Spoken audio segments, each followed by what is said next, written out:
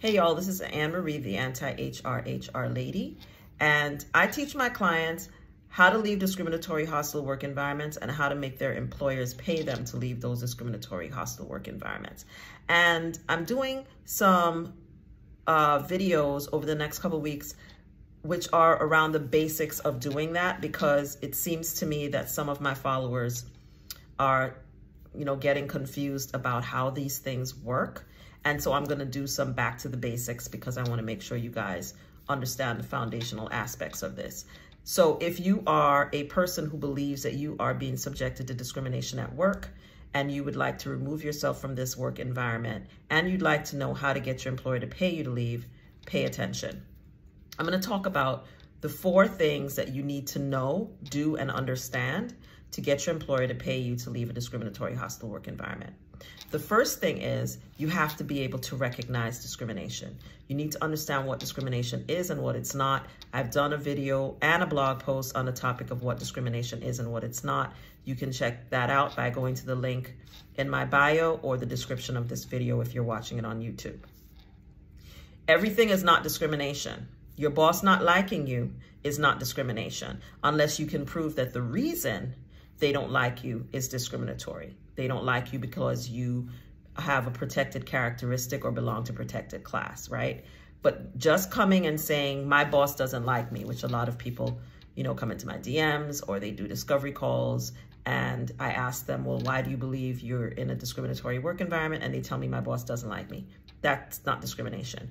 You need to be able to show that something that your boss, coworker, or employer generally is doing is discriminatory, and that they're doing it and it's having it's because of discrimination or it's having a discriminatory impact, right?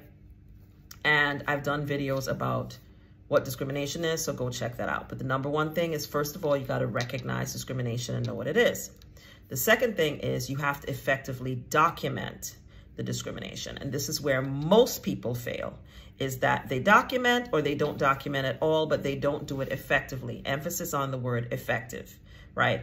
All documentation is not created equal. So just, downloading a couple of emails or writing a couple of sentences in a journal is not what I mean by effective documentation.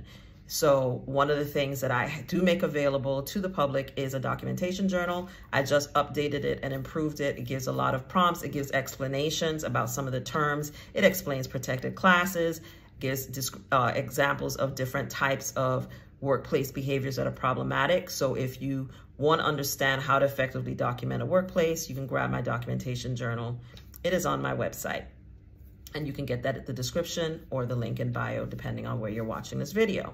But effective documentation is probably the most important thing that you are not doing as an employee, and that you should be doing, and that you should be doing consistently and correctly. So that's 2. Number 3 is effectively communicating your concerns to HR.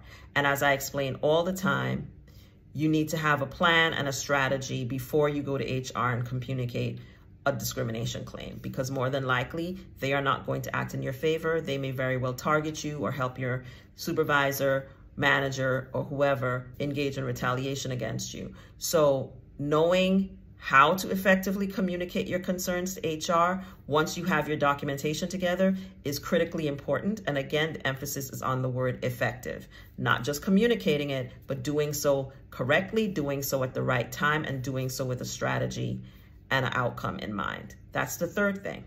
The 4th thing is, once you get those first 3 things together, you need to know how to ask for your separation with severance. You need to know how to ask your employer to pay you to leave the discriminatory hostile work environment. So those 4 things are key. But if you don't have 1, 2, and 3 together, you don't just go to 4, right? So you want to understand what discrimination is and be sure that what you are experiencing is discrimination. The second thing is that you want to effectively document. The third thing is you want to effectively communicate to HR. And then the 4th thing is that you want to then go to your employer and ask them to pay you to leave the environment that they are subjecting you to or allowing you to be subjected to. Those are the basics of what you need to know, do, and understand in order to leave a discriminatory hostile work environment with a payment from your employer.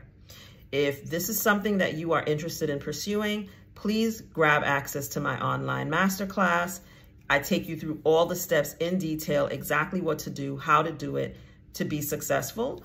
Or you can do a discovery call with me if you'd like to work with me one-to-one. I encourage you to consider the online course as your first course of action, because all of the information that I provide one-to-one is available in that course at a much lower price point than working directly with me. I also encourage you to grab my documentation journal, as I mentioned, because it is filled with information that will help you to understand what documentation is and then understand how to do it effectively so that you can have the outcome that you seek. I hope this video has been helpful. It's really a basics video, but I wanted to make sure that I did an updated video on this topic because I get a lot of questions of late from people who are really confused about how to do this, or they're asking me questions in my DMs, and I don't do consultation by DM. So if you want to talk to me, you need to go book a discovery call or watch my videos, which have a lot of answers to a lot of the questions that I get asked in my DM. But I hope this video was helpful. As I always tell you guys, HR is not your enemy, but they're definitely not your friend, but I am. I'll see you guys in the next video. Bye.